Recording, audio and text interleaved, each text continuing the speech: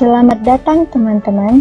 Kali ini saya akan membahas 4 topik yang saling berkaitan, di antaranya sistem koordinat, sistem proyeksi peta, global positioning system atau GPS, dan terakhir analisis sistem informasi geografis.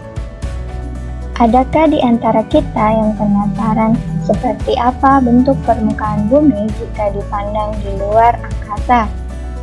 Nyatanya, kita hanya bisa melihat citra yang diambil oleh satelit maupun badan meteorologikal, di mana bentuk permukaan bumi sendiri terdiri atas lembah, jalan, sungai, pulau, dan lain-lain. Jika direpresentasikan dalam referensi geografis, harus didasari oleh koordinat bumi untuk menghasilkan objek-objek spasial. Sistem koordinat sendiri merupakan sekumpulan aturan yang menentukan bagaimana koordinat-koordinat yang bersangkutan mempresentasikan titik-titik koordinat. Sistem koordinat sendiri terbagi atas dua, yaitu sistem koordinat 2 dimensi dan 3 dimensi. Sistem koordinat Kartesian 2 dimensi tersusun atas garis lurus atau kurva yang saling berpotongan tegak lurus, di mana sumbu ordinat Y mewakili arah utara dan sumbu absis X mewakili arah timur. Sistem koordinat polar 2 dimensi mendefinisikan posisi menggunakan komponen jarak dan sudut. Sistem koordinat Kartesian 3 dimensi dengan koordinat X, Y, Z untuk seluruh permukaan bumi, dan koordinat Z pada Kartesian didefinisikan secara geometri. Sistem koordinat polar 3 dimensi menggunakan 2 sudut dan 1 tinggi, koordinat Pi, Lambda, Z, dan koordinat Z pada geografis didefinisikan secara gravitationally. Pada sistem koordinat polar atau geografik, latitude dan longitude didefinisikan dengan elipsoid, suatu sudut berbentuk elips yang diputar pada sumbu. Elevasi Z didefinisikan dengan geoid, suatu bentuk permukaan dari konstanta potensial gravitasi. Earth datum didefinisikan dengan nilai-nilai standar dari elipsoid dan geoid itu sendiri. Pertanyaan berikutnya, seperti apa sih bentuk bumi yang sebenarnya? Apakah bulat atau datar? Nyatanya, bentuk bumi yang sebenarnya adalah spheroid, yaitu seperti sebuah bola yang ditekan di kedua sisi atas dan bawahnya sehingga lebih terlihat melebar ke samping. Nah, jika kita ingin merepresentasikan bentuk bumi dalam bidang datar, perlu menggunakan metode proyeksi peta, yaitu mengubah bentuk 3 dimensi menjadi 2 dimensi. Proyeksi peta sendiri adalah teknik yang digunakan untuk menggambarkan sebagian atau keseluruhan permukaan 3 dimensi yang secara kasaran berbentuk bola ke permukaan datar 2 dimensi dengan distorsi sesedikit mungkin. Distorsi sendiri adalah perubahan dari bentuk aslinya. Sebelum melakukan proyeksi, hal penting yang harus diingat yaitu konform, artinya bentuk yang digambarkan pada peta harus sesuai aslinya. Ekuivalen artinya luas daerah harus sama dengan aslinya. Equidistant artinya perbandingan jarak harus tepat dengan aslinya. Jenis proyeksi peta yang pertama menurut bidang proyeksi terbagi atas 3, yaitu proyeksi azimutal ialah proyeksi yang menggunakan bidang datar sebagai bidang proyeksinya. Bentuk ini ada 3 macam, yaitu mnemonik, stereografik, dan juga ortografik. Proyeksi kerucut atau ikonik ialah proyeksi yang menggunakan bidang kerucut sebagai bidang proyeksinya. Proyeksi ini biasanya menghasilkan gambar yang lebih baik untuk daerah kutub utara dan juga kutub selatan. Proyeksi silinder atau cylindrical adalah proyeksi yang menggunakan bidang silinder sebagai bidang proyeksinya. Proyeksi silinder biasanya sangat baik untuk memetakan daerah khatulistiwa dan tidak sesuai digunakan untuk memetakan daerah di sekitar kutub.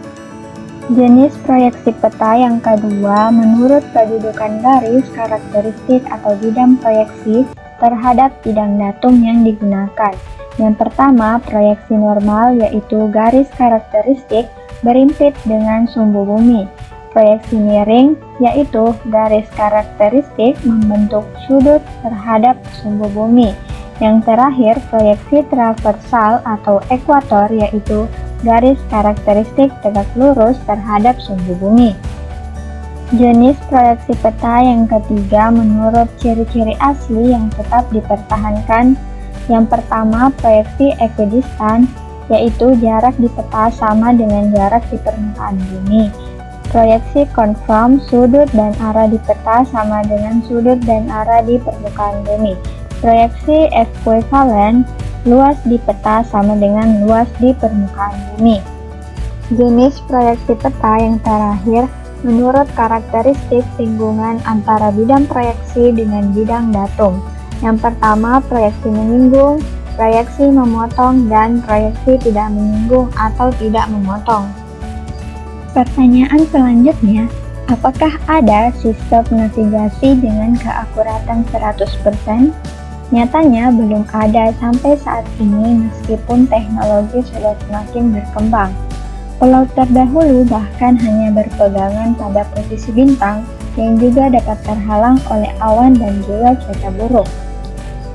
GPS atau Global Positioning System sendiri adalah sebuah sistem yang dapat menunjukkan posisi benda di permukaan bumi secara cepat di semua tempat pada semua kondisi dan pada setiap waktu, yang merupakan perkembangan paling modern sistem navigasi kuno.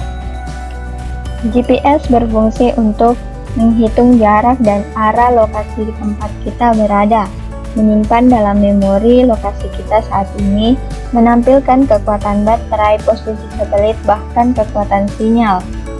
Komponen GPS terdiri atas 4, yang pertama, space segment, yang kedua, user segment, yang ketiga, monitor segment, dan yang terakhir, ground control system.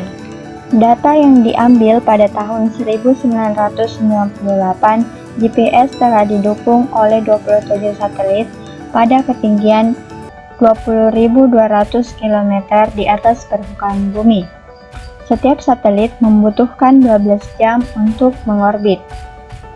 Prinsip satelit GPS memberikan informasi kepada receiver GPS mengenai jarak atau posisi satelit, sehingga kita tahu bahwa kita berada pada suatu radius tertentu dari satelit. Sumber kesalahan pada GPS yang pertama, noise atau gangguan pada sinyal, bias, selective availability, multipath delay oleh ionosfer dan troposfer. Blunder, kesalahan user yaitu kesalahan datum, kesalahan komputer pada segmen kontrol.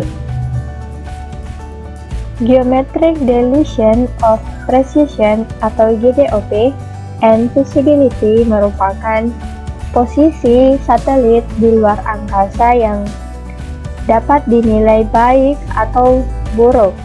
Nah, di sini ada 3 posisi. Posisi yang pertama, good GDOP, yaitu posisi yang terbaik di mana satelit letaknya saling berjauhan atau renggang dan tidak ada yang menghalanginya. Dan yang kedua, good GDOP bad visibility, yang artinya letaknya bagus akan tetapi koneksinya tidak baik dikarenakan terhalang oleh gedung maupun gunung.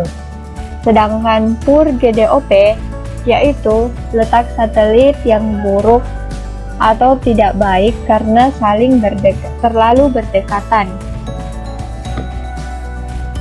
Pengaplikasian GPS dapat dilakukan pada peralatan navigasi pesawat terbang untuk memberikan posisi pesawat, mengirimkan posisi kapal, memantau perjalanan truk kontainer dan kereta api, membuat peta sinkronisasi antar BTS atau menara pada jaringan telepon seluler. Pertanyaan selanjutnya, apa sih yang menjadi kunci analisis di dalam sebuah GIS? Jawabannya adalah pengetahuan mengenai bagaimana mengumpulkan data, memasukkan dan mengeluarkan data, serta bagaimana menggunakannya. Kemampuan analisis spasial menggunakan SIG dapat diklasifikasikan menjadi 4 yang mengacu pada Aronoff pada tahun 1989. Yang pertama, fungsi buffer, yang kedua, fungsi overlay, yang ketiga, fungsi network, dan yang terakhir, fungsi 3 dimensi analis. Buffer atau buffering yaitu analisis yang akan menghasilkan buffer atau penyangga yang bisa berbentuk lingkaran atau poligon yang melingkupi suatu objek sebagai pusatnya, sehingga kita bisa mengetahui berapa parameter objek dan luas wilayahnya. Pembuatan buffer membutuhkan penentuan jarak dalam satuan yang terukur, yaitu meter atau kilometer. Buffer dapat dilakukan untuk tipe feature, polygon, polyline, maupun point. Buffer yang terbentuk dari titik atau poin biasanya menggambarkan kondisi mengenai cakupan atau jangkauan pelayanan dari sebuah fungsi di titik tersebut. Sementara pada buffer yang terbentuk dari unsur garis dan poligon lebih banyak menggambarkan kondisi dampak dari fenomena yang terkandung dalam unsur peta tersebut. Overlay adalah prosedur penting dalam analisis SIG, yaitu kemampuan untuk menempatkan grafis suatu peta di atas grafis peta yang lain dan menampilkannya di layar komputer atau plot. Metode yang digunakan dalam overlay peta diantaranya 1. Onion, yaitu untuk membuat coverage baru dengan melakukan tumpukan. 2. Coverage polygon. Yang kedua, irisan, yaitu membuat coverage baru dengan cara melakukan overlay 2 himpunan fitur-fitur coverage. Dan yang ketiga, identity, membuat 1 coverage baru dengan melakukan overlay 2 himpunan fitur. Fasilitas yang dapat digunakan pada overlay untuk menggabungkan 2 peta dari satu daerah namun beda atributnya. Yang pertama, dissolve themes, yaitu proses untuk menghilangkan batas antara poligon yang mempunyai data atribut yang identik atau sama dalam poligon yang berbeda.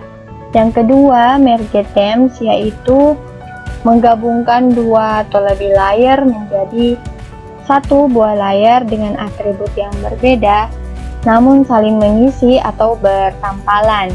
Yang ketiga, clip one themes, yaitu menggabungkan data namun dalam wilayah yang kecil, misalnya berbentuk administrasi wilayah desa atau kecamatan. Yang keempat, intersect themes, yaitu operasi yang memotong sebuah tema atau layer input dengan atribut dari tema untuk menghasilkan output sehingga akan menghasilkan kedua tema tersebut. Yang kelima, union themes, yaitu menggabungkan fitur dari sebuah tema dengan polygon dari tema overlay untuk menghasilkan output yang mengandung tingkatan atau kelas atribut. Yang keenam, async data themes, yaitu menggabungkan kedua tema dan atributnya. Network analysis adalah analisis spasial mengenai pergerakan atau perpindahan suatu sumber daya dari suatu lokasi ke lokasi yang lain melalui unsur-unsur buatan manusia yang membentuk jaringan arc, line, point yang saling berhubungan. Kegunaan tambahan dari network analysis sebagai berikut. Yang pertama, route analysis, yaitu metode untuk menentukan rute optimal antara 2 objek atau lebih yang dihubungkan oleh jaringan transportasi. Yang kedua, surface area analysis, yaitu metode lain dalam NA adalah surface area, yaitu metode untuk memperhitungkan area cakupan dari suatu objek. Yang ketiga, closest facility analysis, yaitu metode untuk menentukan fasilitas mana yang lebih dekat dari suatu titik.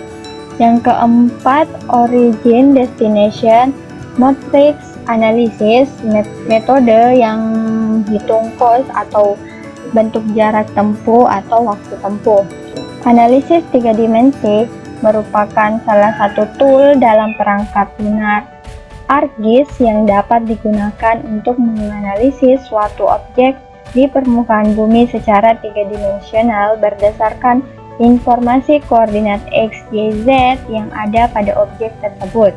Produk yang paling umum dari analisis tersebut adalah DEM atau Digital Elevation Model. Pada tahun 2003, Dalil menyatakan terdapat 4 metode penyimpanan DEM. Yang pertama, data berdistribusi teratur. Yang kedua, data berdistribusi semi-teratur. Yang ketiga, data terdistribusi acak dan fungsi permukaan.